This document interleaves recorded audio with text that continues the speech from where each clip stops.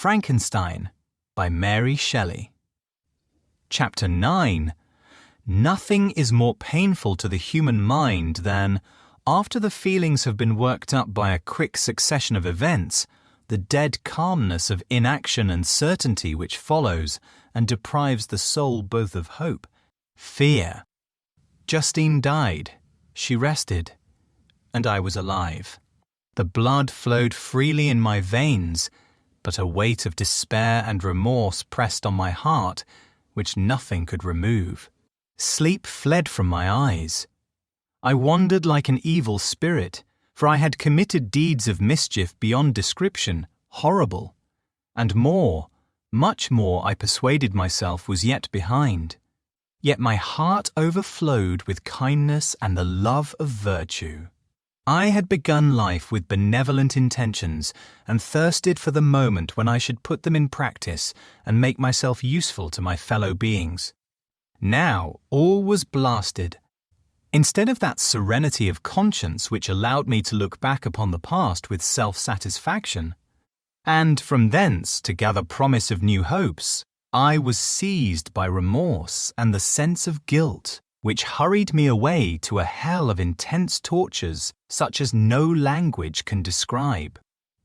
This state of mind preyed upon my health, which had perhaps never entirely recovered from the first shock it had sustained. I shunned the face of man. All sound of joy or complacency was torture to me. Solitude was my only consolation, deep, dark, death-like solitude. My father observed with pain the alteration perceptible in my disposition and habits, and endeavoured by arguments deduced from the feelings of Tucker, his serene conscience and guiltless life, to inspire me with fortitude, and awaken in me the courage to dispel the dark cloud which brooded over me. "Do you think, Victor," said he, "that I do not suffer also? No one could love a child more than I loved your brother." Tears came into his eyes as he spoke, but is it not a duty to the survivors that we should refrain from augmenting their unhappiness by an appearance of immoderate grief? It is also a duty owed to yourself, for excessive sorrow prevents improvement or enjoyment, or even the discharge of daily usefulness, without which no man is fit for society. This advice, although good, was totally inapplicable to my case. I should have been the first to hide my grief and console my friends if remorse had not mingled its bitterness, and terror its alarm, with my other sensations.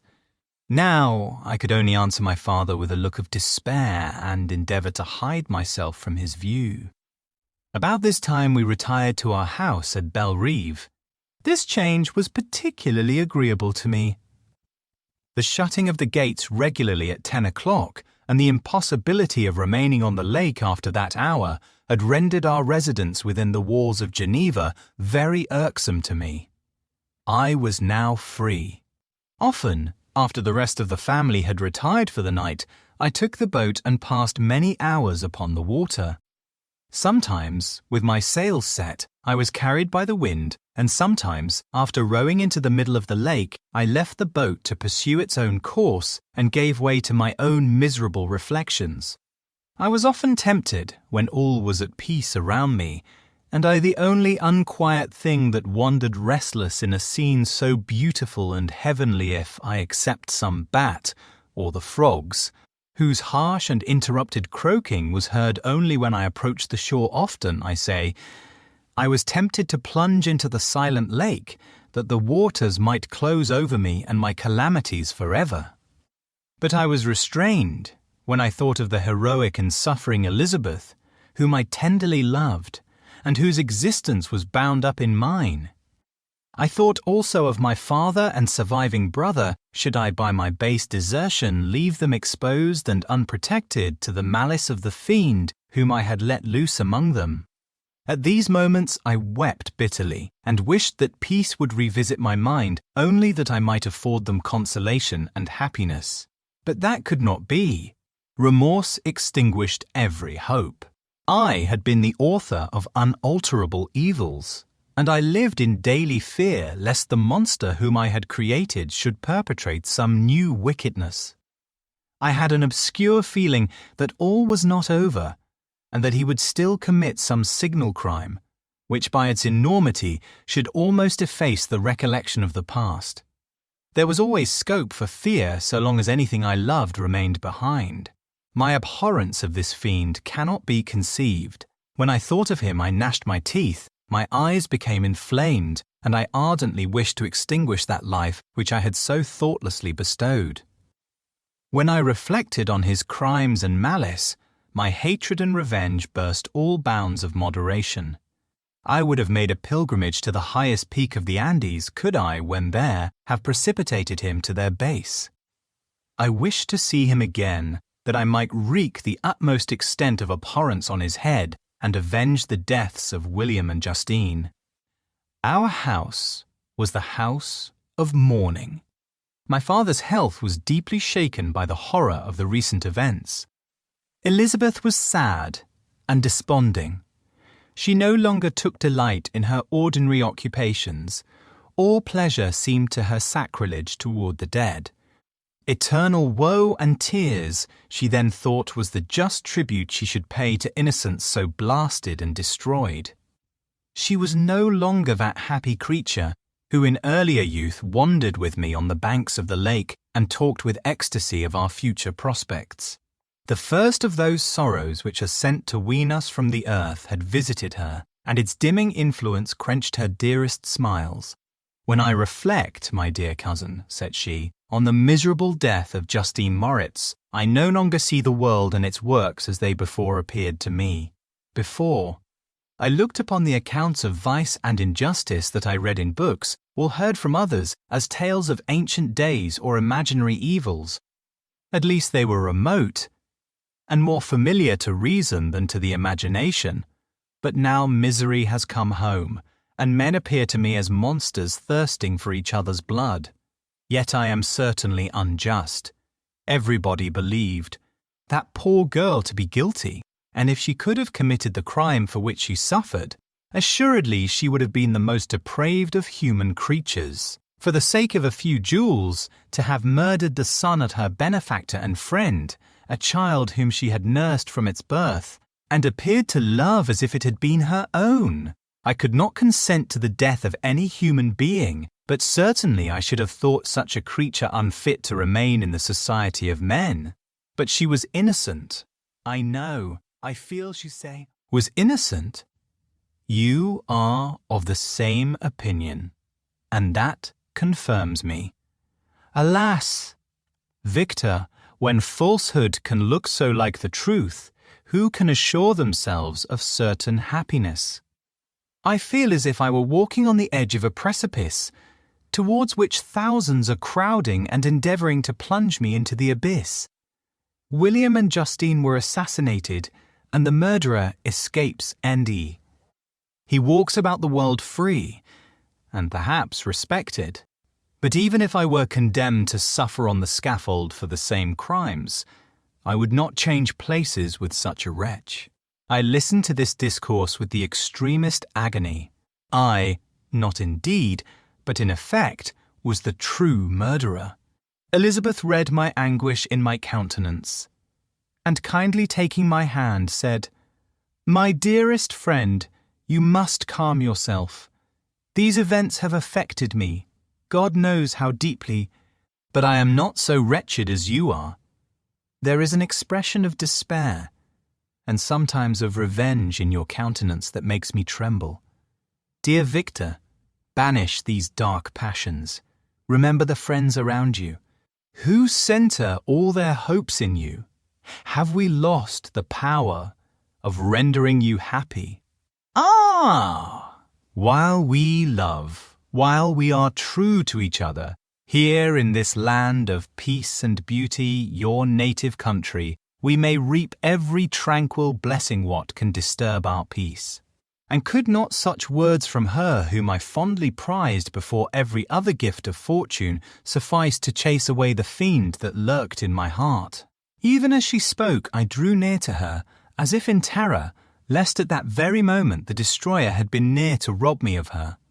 Thus, not the tenderness of friendship, nor the beauty of earth, nor of heaven, could redeem my soul from woe, the very accents of love were ineffectual.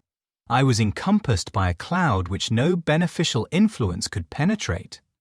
The wounded deer dragging its fainting limbs to some untrodden brake, there to gaze upon the arrow which had pierced it, and to die, was but a type of me. Sometimes I could cope with the sullen despair that overwhelmed me, but sometimes the whirlwind passions of my soul drove me to seek, by bodily exercise and by change of place, some relief from my intolerable sensations. It was during an access of this kind that I suddenly left my home, and bending my steps towards the near alpine valleys, sought in the magnificence, the eternity of such scenes, to forget myself and my ephemeral, because human, sorrows. My wanderings were directed towards the valley of Chamonix. I had visited it frequently during my boyhood. 6 years had passed since then. I was a wreck, but naught had changed in those savage and enduring scenes. I performed the first part of my journey on horseback.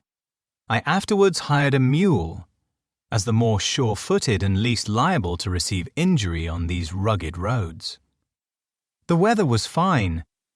It was about the middle of the month of August, merely 2 months after the death of Justine, that miserable epoch from which I dated all my woe.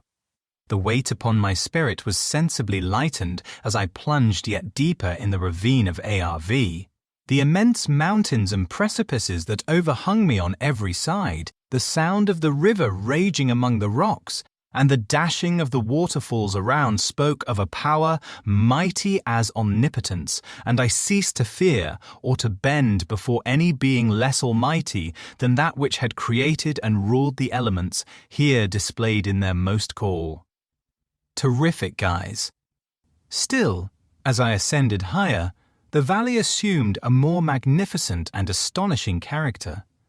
Ruined castles hanging on the precipices of piny mountains, the impetuous Arv, and cottages every here and there peeping forth from among the trees, formed a scene of singular beauty.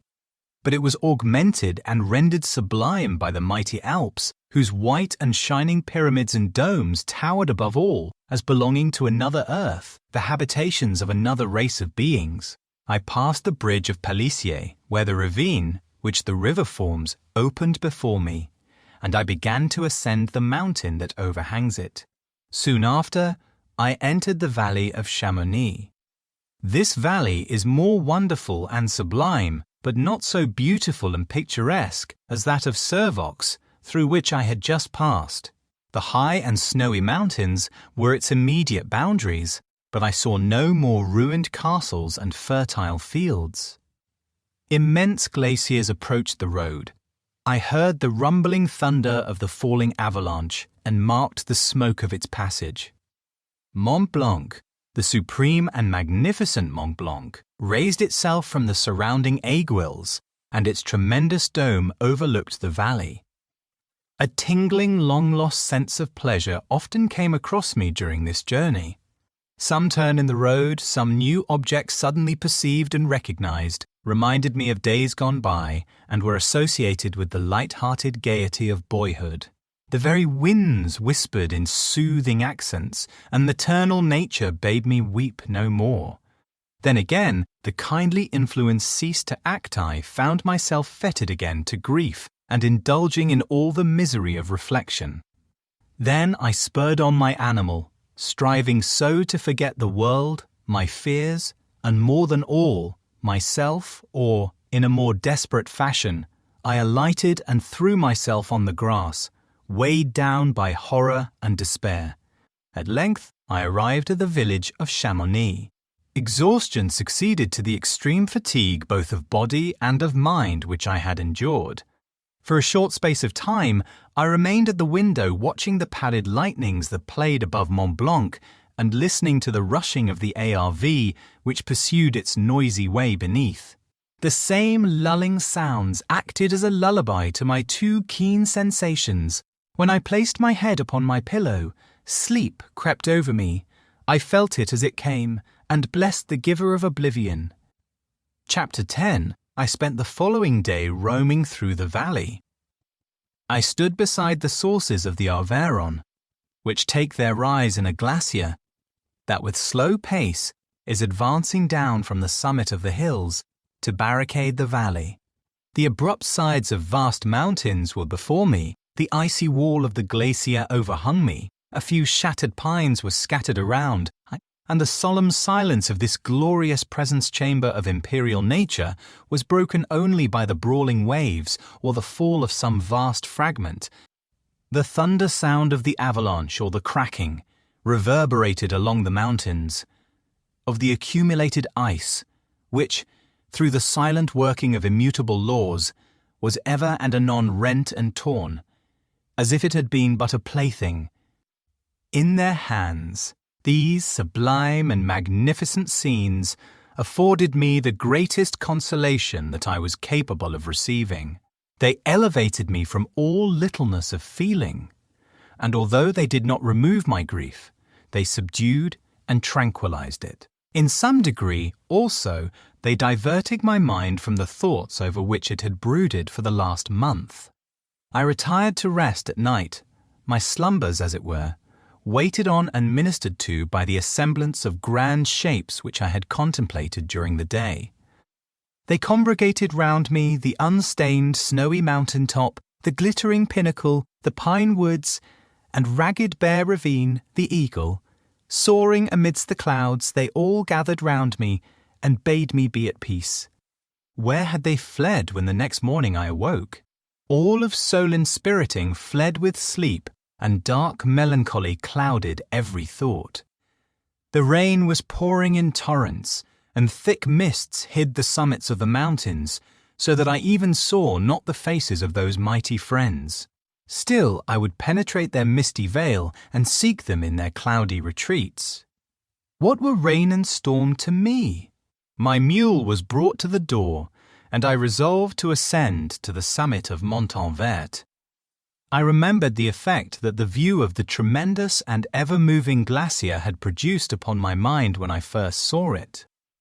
It had then filled me with a sublime ecstasy that gave wings to the soul and allowed it to soar from the obscure world to light and joy. The sight of the awful and majestic in nature had indeed always the effect of solemnizing my mind and causing me to forget the passing cares of life. I determined to go without a guide, for I was well acquainted with the path, and the presence of another would destroy the solitary grandeur of the scene. The ascent is precipitous, but the path is cut into continual and short windings, which enable you to surmount the perpendicularity of the mountain. It is a scene terrifically desolate. In 1,000 spots the traces of the winter avalanche may be perceived, where trees lie broken and strewed on the ground, some entirely destroyed, others bent, leaning upon the jutting rocks of the mountain or transversical. Upon other trees, the path, as you ascend higher, is intersected by ravines of snow, down which stones continually roll from above.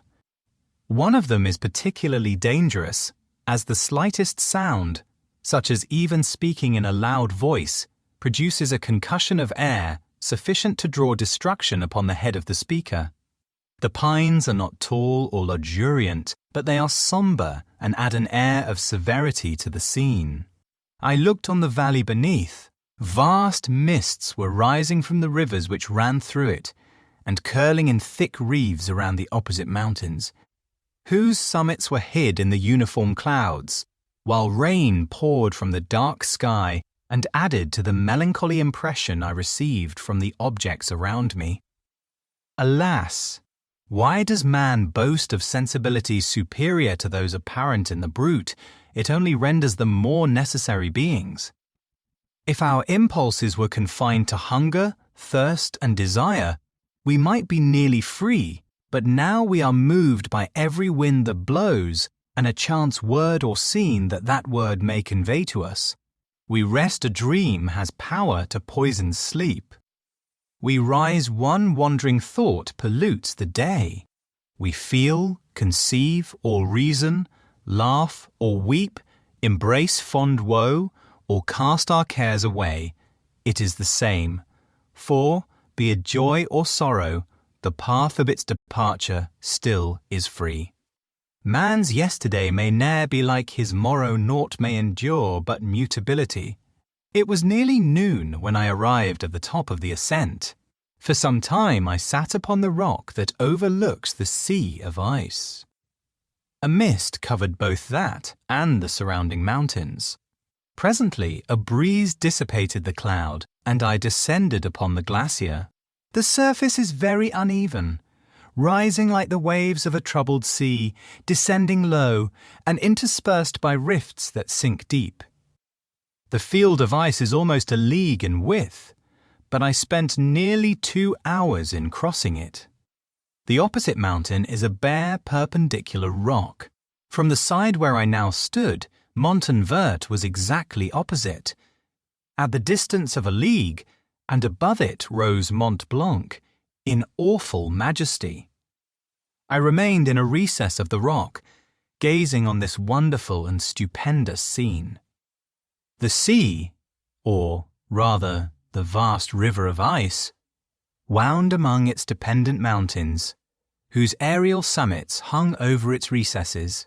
Their icy and glittering peaks shone in the sunlight over the clouds.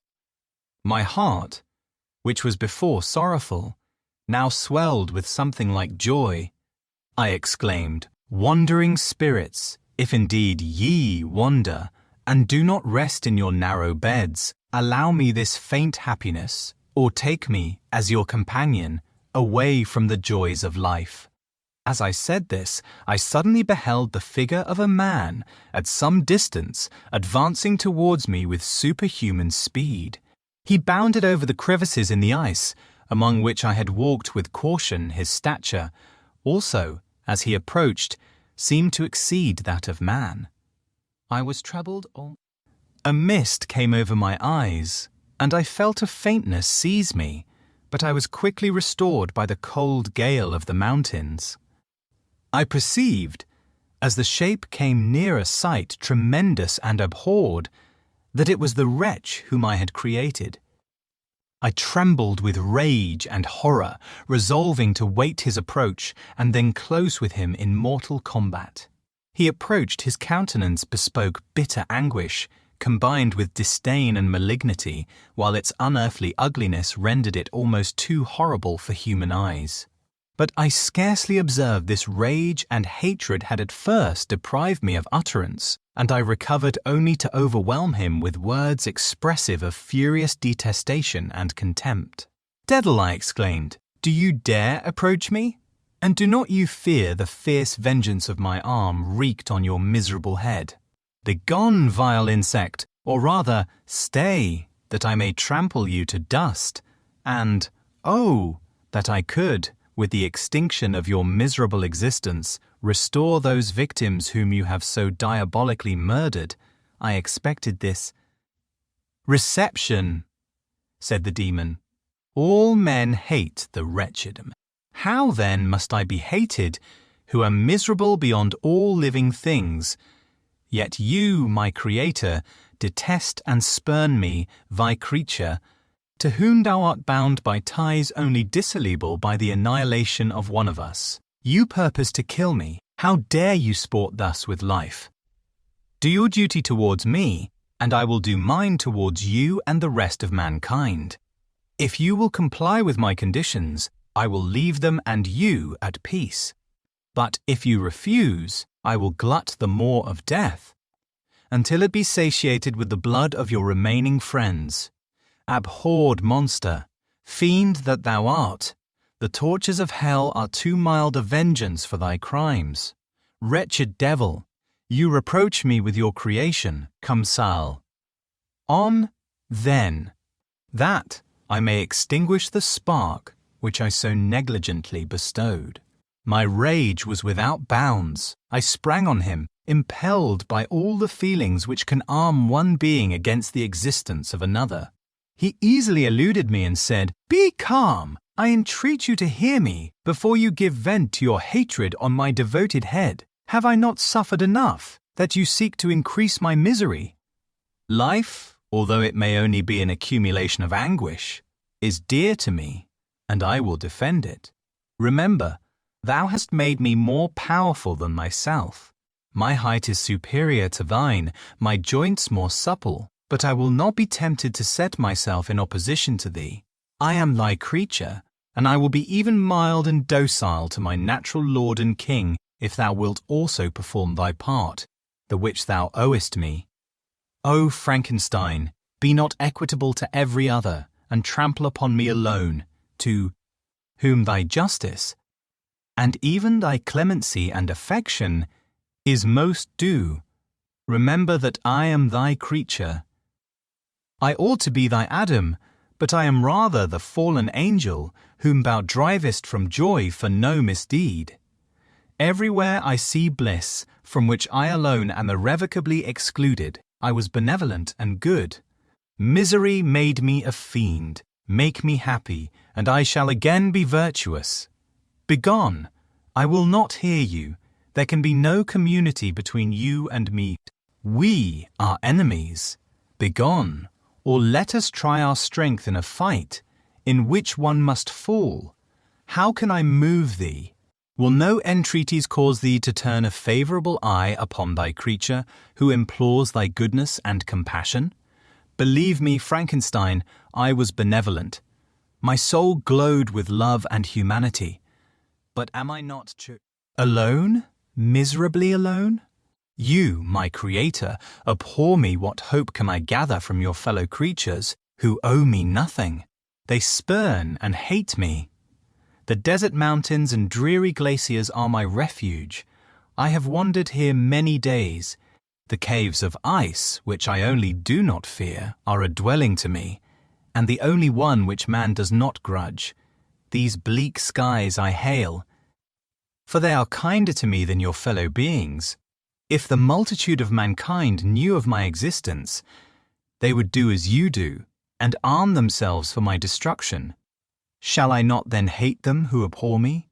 I will keep no terms with my enemies. I am miserable, and they shall share my wretchedness. Yet it is in your power to recompense me, and deliver them from an evil which it only remains for you to make so great, that not only you and your family, but thousands of others, shall be swallowed up in the whirlwinds of its rage. Let your compassion be moved, and do not disdain me. Listen to my tale. When you have heard that, abandon or commiserate me, as you shall judge that I deserve. But hear me. The guilty are allowed, by human laws, bloody as they are, to speak in their own defense before they are condemned. Listen to me, Frankenstein. You accuse me of murder, and yet you would, with a satisfied conscience, destroy your own creature. Oh, praise the eternal justice of man! Yet I ask you not to spare me. Listen to me, and then, if you can, and if you will, destroy the work of your hands. Why do you call to my remembrance, I rejoined, circumstances of which I shudder to reflect, that I have been the miserable origin? Author, cursed be the day, abhorred devil, in which you first saw light. Cursed. Although I curse myself, be the hands that formed you. You have made me wretched beyond expression. You have left me no power to consider whether I am just to you or not. Begone, relieve me from the sight of your detested form. Thus I relieve thee. My Creator, he said, and placed his hated hands before my eyes, which I flung from me with violence. Thus I take from thee a sight which you abhor. Still thou canst listen to me and grant me thy compassion. By the virtues that I once possessed, I demand this from you. Hear my tale. It is long and strange, and the temperature of this place is not fitting to your fine sensations come to the hut upon the mountain. The sun is yet high in the heavens. Before it descends to hide itself behind your snowy precipices and illuminate another world, you will have heard my story and can decide. On you it rests, whether I quit forever the neighbourhood of man and lead a harmless life, or become the scourge of your fellow creatures and the author of your own speedy ruin." As he said this, he led the way across the ice I followed. My heart was full, and I did not answer him, but as I proceeded, I weighed the various arguments that he had used and determined at least to listen to his tale. I was partly urged by curiosity, and compassion confirmed my resolution. I had hitherto supposed him to be the murderer of my brother, and I eagerly sought a confirmation or denial of this opinion. For the first time, also, I felt what the duties of a creator towards his creature were, and that I ought to render him happy before I complained of his wickedness. These motives urged me to comply with his demand. We crossed the ice, therefore, and ascended the opposite rock. The air was cold, and the rain again began to descend.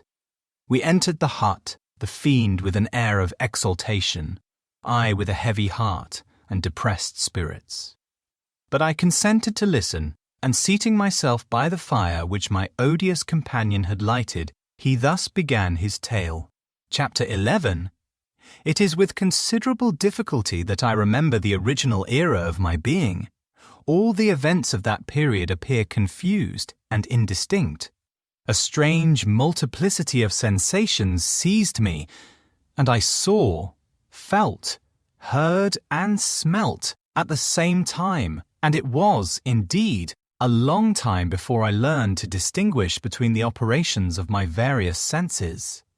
By degrees, I remember, a stronger light pressed upon my nerves, so that I was obliged to shut my eyes. Darkness then came over me and troubled me, but hardly had I felt this when, by opening my eyes, as I now suppose, the light poured in upon me again. I walked and, I believe, descended, but I presently found a great alteration in my sensations. Before, dark and opaque bodies had surrounded me, impervious to my touch or sight, but I now found that I could wander on at liberty, with no obstacles which I could not either surmount or avoid. The light became more and more oppressive to me, and the heat wearying me as I walked, I sought a place where I could receive shade. This was the forest near Ingolstadt, and here I lay by the side of a brook resting from my fatigue, until I felt tormented by hunger and thirst. This roused me from my nearly dormant state, and I ate some berries which I found hanging on the trees or lying on the ground. I slaked my thirst at the brook, and then lying down, was overcome by sleep. It was dark. When I awoke, I felt cold also, and half frightened, as it were, instinctively, finding myself so desolate. Before I had quitted your apartment, on the sensation of cold, I had covered myself with some clothes, but these were insufficient to secure me from the dews of night. I was a poor, helpless, miserable wretch, I knew, and could distinguish nothing but feeling pain invade me on all sides. I sat down and wept. Soon a gentle light stole over the heavens and gave me a sensation of pleasure. I started up and beheld a radiant form rise from among the trees. The moon I gazed with a kind of wonder. It moved slowly, but it enlightened my path, and I again went out in search of berries. I was still cold when under one of the trees I found a huge cloak with which I covered myself and sat down upon the ground. No distinct ideas occupied my mind, all was confused. I felt light, and hunger, and thirst, and darkness. Innumerable sounds rang in my ears, and on all sides various scents saluted me. The only object that I could distinguish was the bright moon, and I fixed my eyes on that quarter with pleasure. Several changes of day and night passed, and the orb of night had greatly lessened, when I began to distinguish my sensations from each other. I gradually saw plainly the clear stream that supplied me with drink, and the trees that shaded me with their foliage. I was delighted when I first discovered that a pleasant sound, which often saluted my ears, proceeded from the throats of the little winged animals who had often intercepted the light from my eyes. I began also to observe, with greater accuracy, the forms that surrounded me, and to perceive the boundaries of the radiant roof of light which canopied me. Sometimes I tried to imitate the pleasant songs of the birds but was unable. Sometimes I wished to express my sensations in my own mode, but the uncouth and inarticulate sounds which broke from me frightened me into silence again. The moon had disappeared from the night, and again with a lessened form showed itself, while I still remained in the forest. My sensations had by this time become distinct, and my mind received every day additional ideas. My eyes became accustomed to the light, and to perceive objects in their right forms, I distinguished the insect from the herb, and by degrees, one herb from another. I found that the sparrow uttered none but harsh notes, whilst those of the blackbird and thrush were sweet and enticing. One day, when I was oppressed by cold, I found a fire which had been left by some wandering beggars, and was overcome with delight at the warmth I experienced from it. In my joy, I thrust my hand into the live embers, but quickly drew it out again with a cry of pain. How strange, I thought, that the same cause should produce such opposite effects. I examined the materials of the fire, and to my joy found it to be composed of wood. I quickly collected some branches, but they were wet and would not burn. I was pained at this, and sat still watching the operation of the fire. The wet wood which I had placed near the heat dried, and itself became inflamed. I reflected on this, and by touching the various branches, I discovered the cause and busied myself in collecting a great quantity of wood, that I might dry it and have a plentiful supply of fire. When night came on and brought sleep with it, I was in the greatest fear lest my fire should be extinguished. I covered it carefully with dry wood and leaves and placed wet branches upon it, and then, spreading my cloak, I lay on the ground and sank into sleep. It was morning when I awoke, and my first care was to visit the fire. I uncovered it, and a gentle breeze quickly fanned it into a flame. I observed this also, and contrived a fan of branches, which roused the embers when they were nearly extinguished. When night came again, I found, with pleasure, that the fire gave light as well as heat, and that the discovery of this element was useful to me in my food. For I found some of the offals that the travellers had left had been roasted, and tasted much more savoury than the berries I gathered from the trees. I tried, therefore, to dress my food in the same manner, placing it on the live embers. I found that the berries were spoiled by this operation, and the nuts and roots much improved. Food, however, became scarce, and I often spent the whole day searching in vain for a few acorns to assuage the pangs of hunger. When I found this, I resolved to quit the place that I had hitherto inhabited, to seek for one where the few wants I experienced would be more easily satisfied. In this emigration, I exceedingly lamented the loss of the fire which I had obtained through accident, and knew not how to reproduce it. I gave several hours to the serious consideration of this difficulty, but I was obliged to relinquish all attempt to supply it, and wrapping myself up in my cloak, I struck across the wood towards the setting sun. I passed 3 days in these rambles, and at length discovered the open country. A great fall of snow had taken place the night before, and the fields were of one uniform white. The appearance was disconsolate, and I found my feet chilled by the cold, damp substance that covered the ground. It was about 7 in the morning, and I longed to obtain food and shelter. At length I perceived a small hut on a rising ground, which had doubtless been built for the convenience of some shepherd. This was a new sight to me, and I examined the structure with great curiosity. Finding the door open, I entered. An old man sat in it, near a fire, over which he was preparing his breakfast. He turned on hearing a noise, and perceiving me, shrieked loudly, and quitting the hut, ran across the fields with a speed of which his debilitated form hardly appeared capable.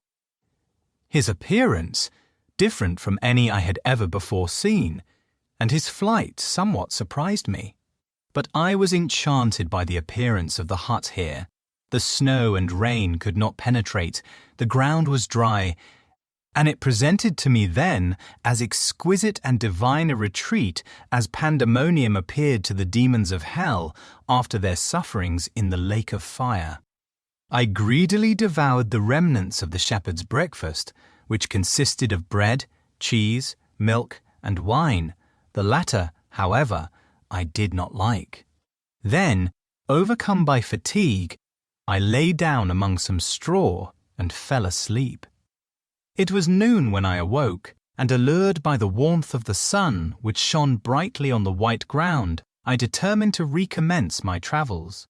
And, depositing the remains of the peasant's breakfast in a wallet I found, I proceeded across the fields for several hours, until at sunset I arrived at a village. How miraculous did this appear! The huts, the neater cottages, and stately houses engaged my admiration by terms. The vegetables in the gardens, the milk and cheese that I saw placed at the windows of some of the cottages, allured my appetite. One of the best of these I entered, but I had hardly placed my foot within the door before the children shrieked, and one of the women fainted. The whole village was roused. Some fled, some attacked me, until, grievously bruised by stones and many other kinds of missile weapons, I escaped to the open country and fearfully took refuge in a low hovel, quite bare, and making a wretched appearance after the palaces I had beheld in the village. This hovel, however, joined a cottage of a neat and pleasant appearance, but after my late dearly bought experience, I dared not enter it. My place of refuge was constructed of wood, but so low that I could with difficulty sit upright in it. No wood, however, was placed on the earth, which formed the floor, but it was dry, and although the wind entered it by innumerable chinks, I found it an agreeable asylum from the snow and rain. Here, then, I retreated and lay down happy to have found a shelter, however miserable, from the inclemency of the season, and still more from the barbarity of man. As soon as morning dawned, I crept from my kennel, that I might view the adjacent cottage and discover if I could remain in the habitation I had found. It was situated against the back of the cottage and surrounded on the sides, which were exposed by a pigsty and a clear pool of water. One part was open, and by that I had crept in, but now I covered every crevice by which I might be perceived with stones and wood, yet in such a manner that I might move them on occasion to pass out coal. All the light I enjoyed came through the sty, and that was sufficient for me. Having thus arranged my dwelling and carpeted it with clean straw, I retired, for I saw the figure of a man at a distance, and I remembered too well my treatment the night before to trust myself in his power. I had first, however, provided for my sustenance for that day by a loaf of coarse bread which I purloined, and a cup with which I could drink more conveniently than from my hand of the pure water which flowed by my retreat. The floor was a little raised, so that it was kept perfectly dry, and by its vicinity to the chimney of the cottage it was tolerably warm. Being thus provided, I resolved to reside in this hovel until something should occur which might alter my determination. It was indeed a paradise compared to the bleak forest, my former residence, the rain-dropping branches, and dank earth.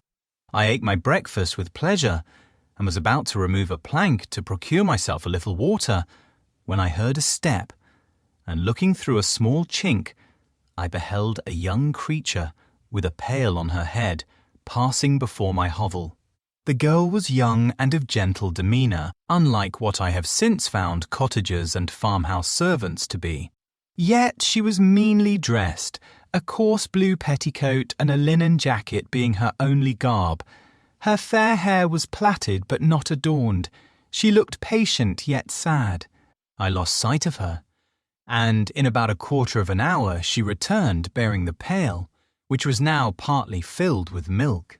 As she walked along, seemingly incommoded by the burden, a young man met her, whose countenance expressed a deeper despondence. Uttering a few sounds with an air of melancholy, he took the pail from her head and bore it to the cottage himself.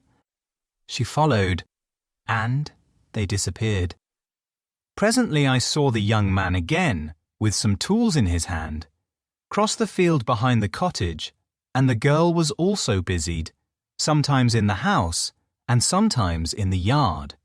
On examining my dwelling, I found that one of the windows of the cottage had formerly occupied a part of it, but the panes had been filled up with wood. In one of these was a small and almost imperceptible chink through which the eye could just penetrate. Through this crevice a small room was visible, whitewashed and clean, but very bare of furniture. In one corner, near a small fire, sat an old man, leaning his head on his hands in a disconsolate attitude. The young girl was occupied in arranging the cottage, but presently she took something out of a drawer, which employed her hands, and she sat down beside the old man, who, taking up an instrument, began to play and to produce sounds sweeter than the voice of the thrush or the nightingale. It was a lovely sight, even to me, poor wretch, who had never beheld aught beautiful before. The silver hair and benevolent countenance of the aged cottager won my reverence, while the gentle manners of the girl enticed my love. He played a sweet, mournful air, which I perceived drew tears from the eyes of his amiable companion, of which the old man took no notice, until she sobbed audibly. He then pronounced a few sounds, and the fair creature, leaving her work, knelt at his feet. He raised her and smiled with such kindness and affection that I felt sensations of a peculiar and overpowering nature. They were a mixture of pain and pleasure, such as I had never before experienced, either from hunger or cold, warmth or food, and I withdrew from the window, unable to bear these emotions. Soon after this, the young man returned, bearing on his shoulders a load of wood. The girl met him at the door, helped to relieve him of his burden, and taking some of the fuel into the cottage, placed it on the fire. Then she and the youth went apart into a nook of the cottage, and he showed her a large loaf and a piece of cheese. She seemed pleased and went into the garden for some roots and plants, which she placed in water, and then upon the fire. She afterwards continued her work, whilst the young man went into the garden and appeared busily employed in digging and pulling up roots, after he had been fit. Employed thus about an hour, the young woman joined him, and they entered the cottage together. The old man had, in the meantime, being pensive, but on the appearance of his companions, he assumed a more cheerful air, and they sat down to eat. The meal was quickly dispatched. The young woman was again occupied in arranging the cottage. The old man walked before the cottage in the sun for a few minutes, leaning on the arm of the youth. Nothing could exceed in beauty the contrast between these two excellent creatures. One was old, with silver hairs and a countenance beaming with benevolence and love. The younger was slight and graceful in his figure, and his features were moulded with the finest symmetry, yet his eyes and attitude expressed the utmost sadness and despondency. The old man returned to the cottage, and the youth, with tools different from those he had used in the morning, directed his steps across the fields. Night quickly shut in, but to my extreme wonder, I found that the cottagers had a means of prolonging light by the use of tapers, and was delighted to find that the setting of the sun did not put an end to the pleasure I experienced in watching my human neighbours. In the evening, the young girl and her companion were employed in various occupations which I did not understand, and the old man again took up the instrument which produced the divine sounds that had enchanted me in the morning. So soon as he had finished, the youth began, not to play, but to utter sounds that were monotonous, and neither resembling the harmony of the old man's instrument nor the songs of the birds. I since found that he read aloud, but at that time I knew nothing of the science of words or letters. The family, after having been thus occupied for a short time, extinguished their lights and retired, as I conjectured. Rest. Chapter 12.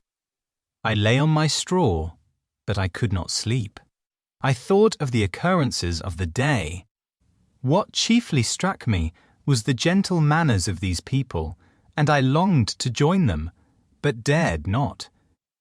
I remembered too well the treatment I had suffered the night before from the barbarous villagers, and resolved, whatever course of conduct I might hereafter think it right to pursue, that for the present I would remain quietly in my hovel, watching and endeavouring to discover the motives which influenced their actions.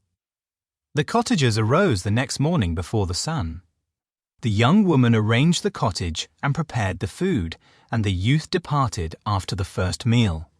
This day was passed in the same routine as that which preceded it. The young man was constantly employed out of doors, and the girl in various laborious occupations within. The old man, whom I soon perceived to be blind, employed his leisure hours on his instrument or in contemplation. Nothing could exceed the love and respect which the younger cottagers exhibited towards their venerable companion. They performed towards him every little office of affection and duty with gentleness, and he rewarded them by his benevolent smiles. They were not entirely happy. The young man and his companion often went apart and appeared to weep. I saw no cause for their unhappiness, but I was deeply affected by it. If such lovely creatures were miserable, it was less strange that I, an imperfect and solitary being, should be wretched. Yet why were these gentle beings unhappy?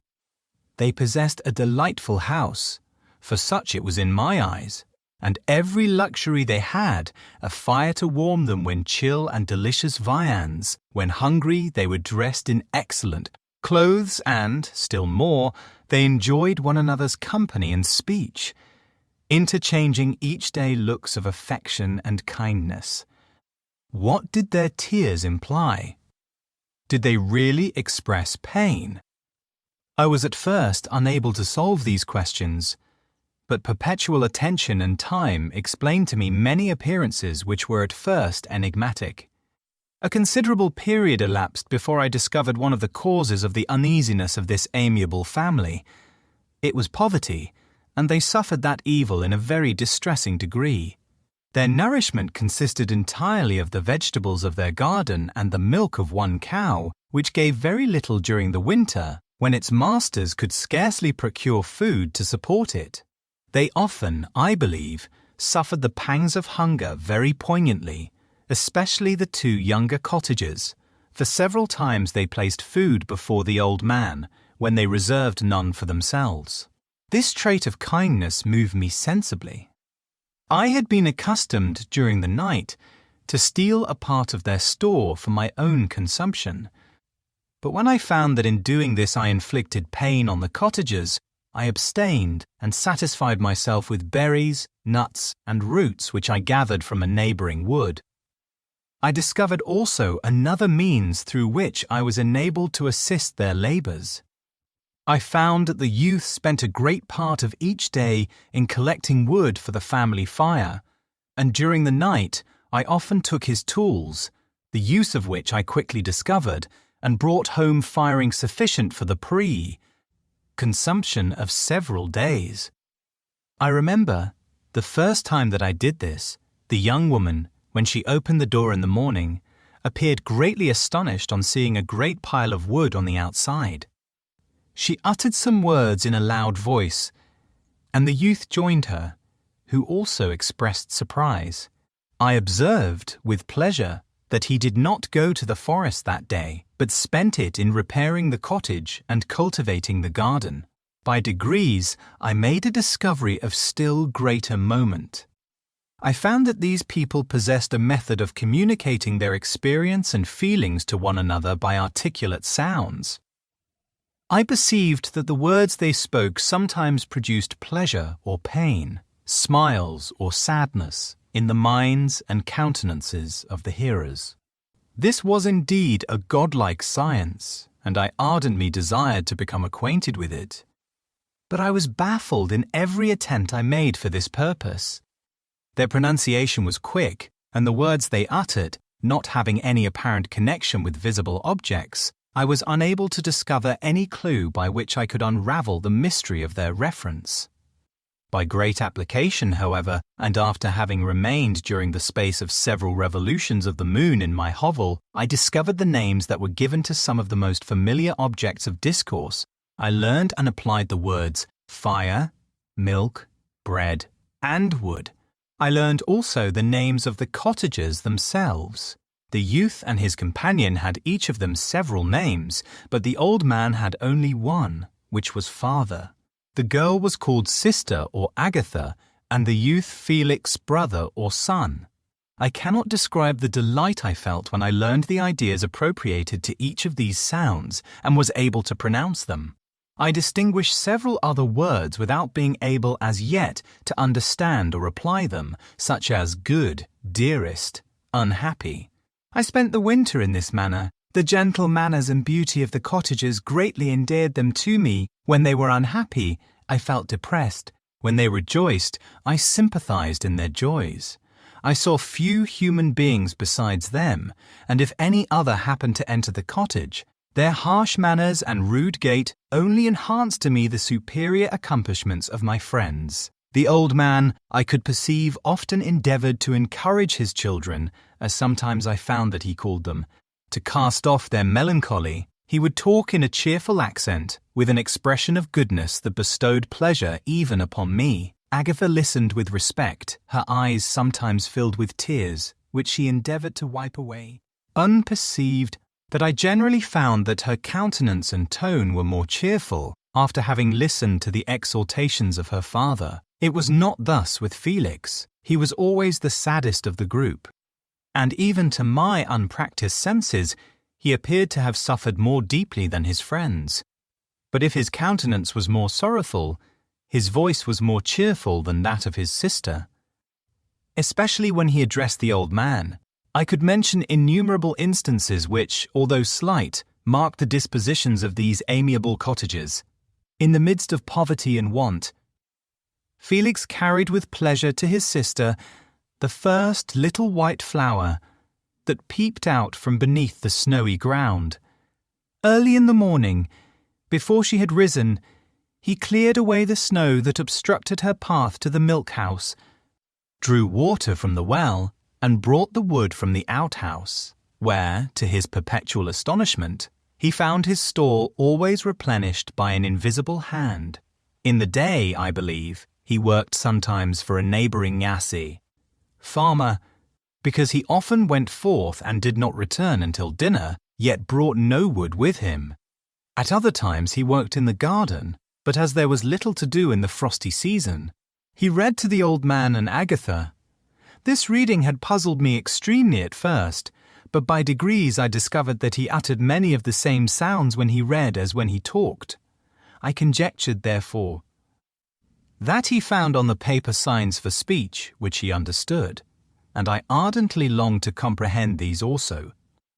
But how was that possible when I did not even understand the sounds for which they stood as signs?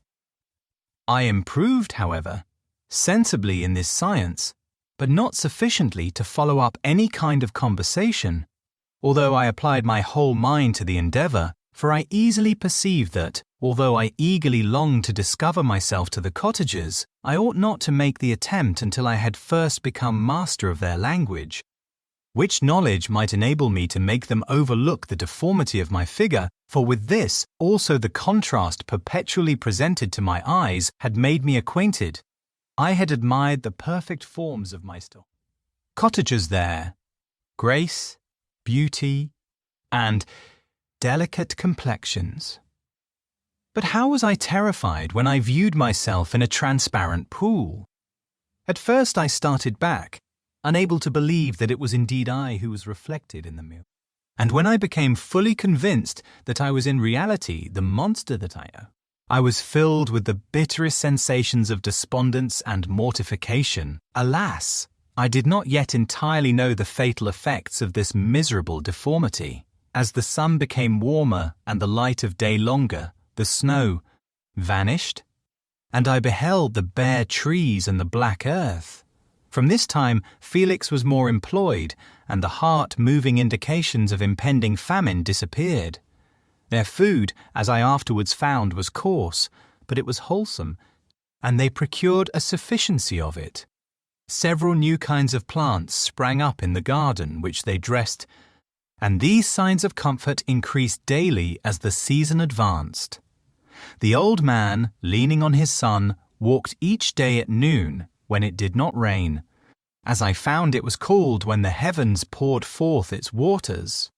This frequently took place, but a high wind quickly dried the earth, and the season became far more pleasant than it had been. My mode of life in my hovel was uniform. During the morning I attended the motions of the cottagers, and when they were dispersed in various occupations, slept. The remainder of the day was spent in observing my friends.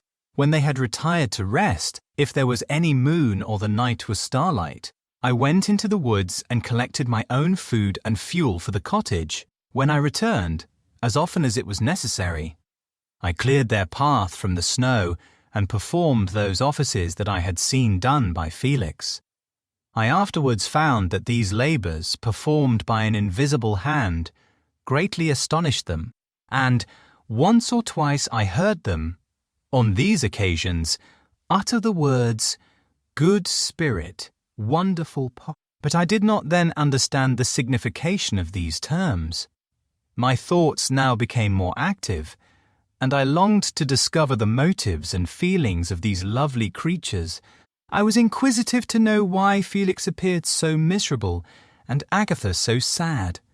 I thought, foolish wretch, that it might be in my power to restore happiness to these deserving people.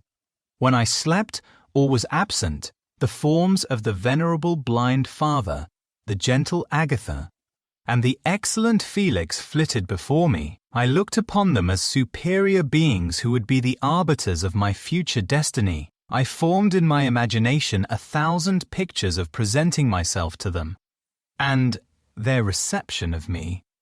I imagined that they would be disgusted, until, by my gentle demeanour and conciliating words, I should first win their favour and afterwards their love. These thoughts exhilarated me and led me to apply with fresh ardour to the acquiring the art of language. My organs were indeed harsh, but supple, and although my voice was very unlike the soft music of their tones, yet I pronounced such words as I understood with tolerable ease. It was as the ass and the lapdog sang, yet surely the gentle ass whose intentions were affectionate, although his manners were rude, deserved better treatment than blows and execration. The pleasant showers and genial warmth of spring greatly altered the aspect of the earth. Men who, before this change, seemed to have been hid in caves dispersed themselves and were employed in various arts of cultivation. The birds sang in more cheerful notes, and the leaves began to bud forth on the trees. Happy, happy earth, fit habitation for gods, which, so short a time before, was bleak, damp, and unwholesome. My spirits were elevated by the enchanting appearance of Tyre. Nature. The past was blotted from my memory, the present was tranquil, and the future gilded by bright rays of hope and anticipations of joy.